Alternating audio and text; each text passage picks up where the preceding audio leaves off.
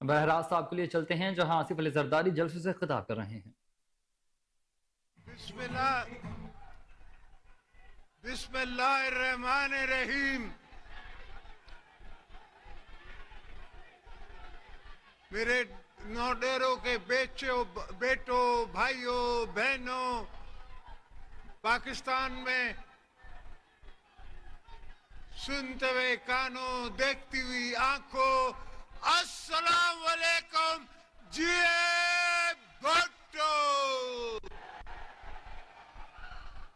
میرے دوستو، اسی جگہ کھڑے ہو کے آج سے 16 سال پہلے میں نے آپ سے کہا تھا کہ انشاءاللہ تعالی اگر میں اپنے فرض اتار سکوں تو پھر مجھے گڑی خدا بخش میں جگہ دینا، ورنہ میرے بزرگوں کے قبرستان میں میں دفن ہوا۔ الحمدللہ آج میں کہہ سکتا ہوں بھٹو صاحب کے ریفرنس کے بعد کہ تقریباً ہم نے سارے قرض اتارے ہیں، کانسٹیٹیوٹ کیا ہے اور آپ سب کے حق میں نے سنبھالے ہیں۔ انشاءاللہ آگے بھی آپ کے حق سنبھالتے رہیں گے اور آپ کو قدم بڑھا کے آگے لے کے جائیں گے۔ پاکستان غریب ملک نہیں ہے، پاکستان میں صرف اسلام آباد بہت غریب ہے۔ مسئلہ اسلام آباد سے، مسئلہ نہ کوئٹہ سے ہے، نہ حیدرآباد سے ہے، نہ کراچی سے ہے، نہ لاہور سے ہے، نہ پشاور سے ہے۔ مسئلہ اسلام آباد میں بیٹھے ہوئے لوگوں کی سوچ سے ہے۔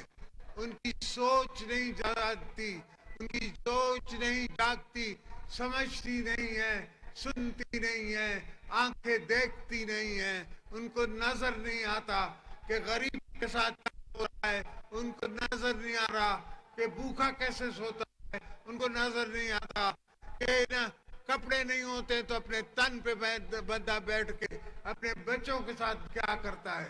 یہ ساری چیزیں سیاستدانوں کو نظر آتی ہیں، اس لیے کہ ہمیں دیکھنی پڑتی ہے۔ ہمیں ہمارے ورکر جو ہیں وہ پکڑتے ہیں اور کہتے ہیں کہ یہ کرو وہ کرو، اور ہم نے ان سے قسمیں کھائی ہوتی ہیں، وعدے کیے ہوتے ہیں، اور آج تک دنیا آپ کو یہ نہیں کہہ سکتی کہ آپ کے لیڈر آصف زرداری نے کسی سے زبان کی اور وہ پھر گیا۔ ہم نے کبھی یہ نہیں کیا، اور ہمیشہ بھٹو صاحب کے مشن کو اور بی بی صاحبہ کی شمع کو جلائے رکھا، ہر جگہ وہ شمع جلائے رکھا۔ ہر پروجیکٹ جو میں نے اناگریٹ کیا اپنے دور میں، وہ اپنے نام سے نہیں کیا، وہ بی بی صاحبہ کے نام سے کیا، اس لیے کہ ان کی طاقت تھی، ان کی سوچ تھی، ان کے لوگ تھے، ان کے ووٹ تھے جن نے مجھے پریزیڈنٹ بھی بنایا، جن نے آج تک پیپلز پارٹی کو میں سنبھالتا آ رہا ہوں۔ وہ بی بی صاحبہ کی امانت ہے، ان کی امانت کے حساب سے میں سنبھالتا آ رہا ہوں۔ انشاءاللہ جتنے بھی وعدے آپ کے ساتھ بلاول نے کیے ہیں وہ ہم سب پورے کریں گے۔ آپ دوستوں سے درخواست ہے کہ آپ صبر بھی تھوڑا کریں، تھوڑا لحاظ بھی کریں۔ انشاءاللہ پاکستان کو ہم بنائیں گے، اور بنانے کی ضرورت ہے۔ یہ پاکستان جو ہے وہ ہماری مجبوری ہے کہ ہم اس کو بنائیں، یہ نہیں ہے کہ ہم پاکستان بغیر بنائے چلے جائیں اس دنیا سے۔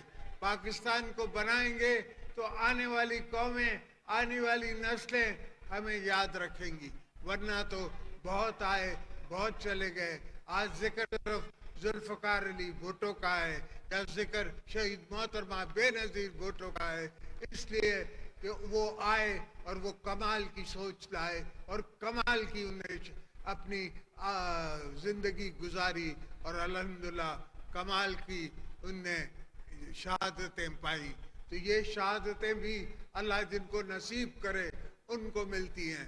ایسا نہیں ہے کہ جو گھر سے منہ اٹھائے اور کہے کہ میں شہید ہونے چلا ہوں، ان کو شہادت نصیب نہیں ہوتی۔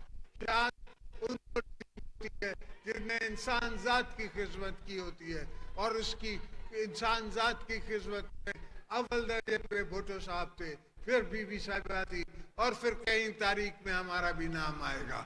مگر पहला तारीख में नाम भुट्टो साहब का और बीबी साहब का आएगा। तो दोस्तों, आप अपनी हिम्मत बांधे रखें, आप सोच समझ के समझें कि आपका और आपकी लीडरशिप का कोई और मसला नहीं है।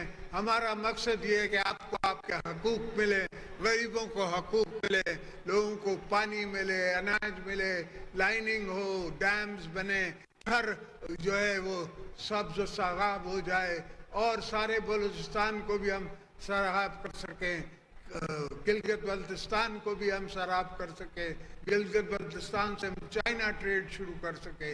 ये सारी सोचें हैं वो हमारे मैनिफेस्टो में भी इंशाल्लाह होंगी और आप देखेंगे कि हम अगली दफा ये सब काम करके दिखाएंगे। जय भुट्टो।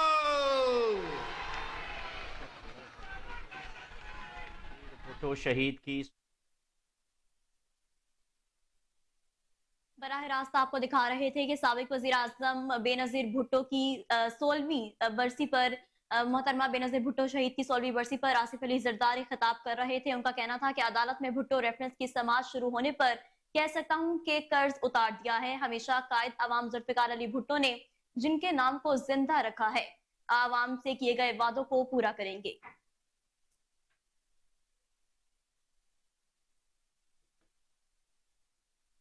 तफसीलात आपने मुलाहिजा की और इसी के साथ न्यूज़ स्टूडियो से फिल वक्त इतना ही।